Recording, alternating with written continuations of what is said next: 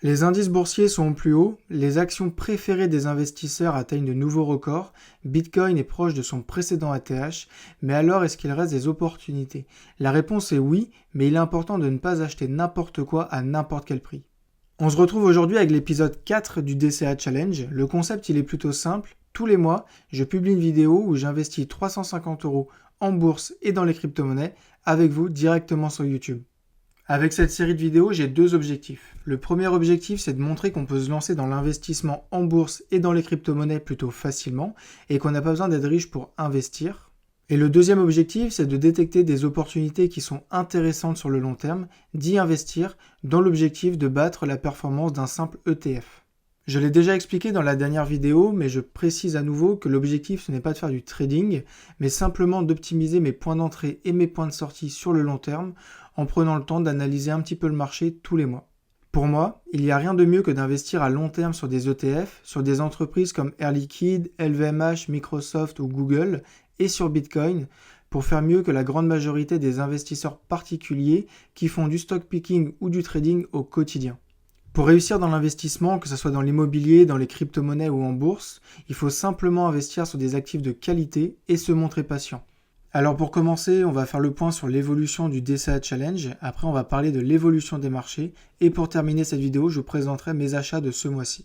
Alors par rapport au mois dernier, mon portefeuille il est en baisse, notamment à cause des crypto-monnaies. Les crypto-monnaies sont très volatiles, donc quand ça monte, on est très content parce qu'on gagne de l'argent, mais quand ça baisse, on le sent passer. Donc depuis le début de ce DCA Challenge, j'ai investi 1000 € et je suis très légèrement en gain. Ma position sur Bitcoin affiche moins 4% et ma position sur l'Ether affiche moins 10%. Vous connaissez mon optimisme pour ce marché, donc je vous apprends rien en vous disant que je ne suis pas inquiet. Comme le mois dernier, Interparfums est dans le rouge avec un bon moins 7%. Quand je me suis positionné sur le titre, on était selon moi sur des niveaux intéressants, mais il faut avouer que sur ce coup-là, j'ai pas eu un bon timing. Mais ce n'est pas pour autant que je vais vendre mes actions Interparfums. J'ai un objectif d'investissement à long terme, l'entreprise elle est qualitative et performante, donc je reste patient. Sur John Deere, je suis très légèrement en gain avec une performance de plus 0,4%. Sur Coinbase, je suis à plus 37%. Sur Amazon, à plus 4,6%. Et sur McDo, à moins 1,5%. Comme je vous l'ai expliqué en introduction de cette vidéo, les marchés sont hauts. Donc d'un côté, c'est une bonne nouvelle quand on est déjà positionné sur le marché, car ça veut dire qu'on gagne de l'argent et qu'on fait fructifier notre épargne. Mais de l'autre côté, c'est une mauvaise nouvelle dans le sens où quand les marchés sont hauts, c'est beaucoup plus difficile de trouver de belles opportunités pour un investissement à long terme.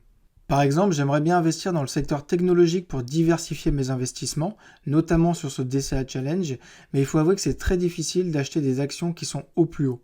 Sur les marchés financiers, même quand c'est au plus haut, il y a toujours des opportunités à saisir, mais il est important de ne pas acheter n'importe quelle action à n'importe quel prix. Personnellement, je préfère rester prudent, ne pas faire de folie, être patient et investir seulement sur des entreprises qui sont qualitatives et là où je trouve des opportunités intéressantes d'un point de vue prix et valorisation. Je vais le répéter dans chaque épisode car je trouve que c'est important d'être transparent sur ce sujet-là. Mais dans cette série de vidéos, j'utilise l'application Trade Republic pour acheter mes actions et mes crypto-monnaies, mais je précise que cette vidéo n'est pas sponsorisée.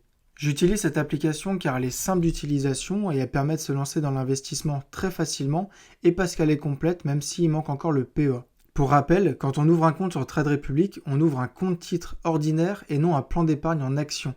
Un PEA, c'est une enveloppe fiscale avantageuse qui permet d'investir en bourse à la fois sur des actions et des ETF et qui permet de bénéficier d'une fiscalité plus avantageuse que le compte titre après 5 ans. Donc si vous êtes français, que vous êtes éligible au PEA et que vous souhaitez vous lancer dans l'investissement en bourse, je vous conseille d'ouvrir un PEA afin de profiter de l'avantage fiscal qui est loin d'être négligeable. Si vous êtes débutant en bourse et que vous ne savez pas ce qu'est un PEA, j'ajoute le lien d'un article qui présente cette enveloppe fiscale dans la description. Pour ce mois-ci, j'ai décidé d'investir sur aucune nouvelle entreprise, mais de renforcer ma position sur Interparfums et sur McDo. Donc ce mois-ci, je vais investir 100 € sur Interparfums et 100 € sur McDo. Alors comme je vous l'ai expliqué, pour ce DCA Challenge, j'essaye de trouver des points d'entrée qui sont intéressants pour me positionner sur les entreprises. Et pour Interparfums et McDo, graphiquement, je trouve qu'on est toujours sur des zones qui sont intéressantes et avec un objectif d'investissement à long terme, je suis plutôt confiant.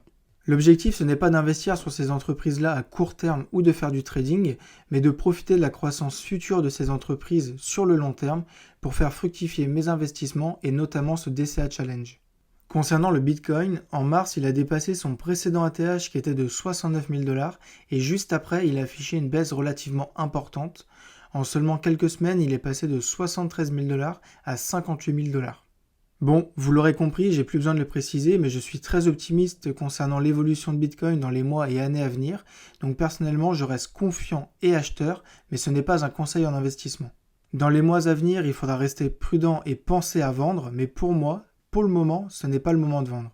Ce mois-ci, et comme le mois dernier, j'ai décidé d'investir 100 € sur Bitcoin et 100 € sur l'Ether. Les crypto-monnaies représentent une part importante de ce DCA Challenge et de mes investissements personnels, mais c'est volontaire. Je suis conscient que j'ai une stratégie d'investissement relativement agressive et que j'ai beaucoup de crypto-monnaies, mais c'est volontaire et je suis prêt à prendre ce risque.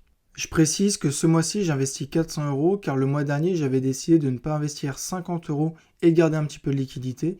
Et finalement, j'ai bien fait car mes positions sont dans le rouge, donc j'ai pu en profiter pour les renforcer.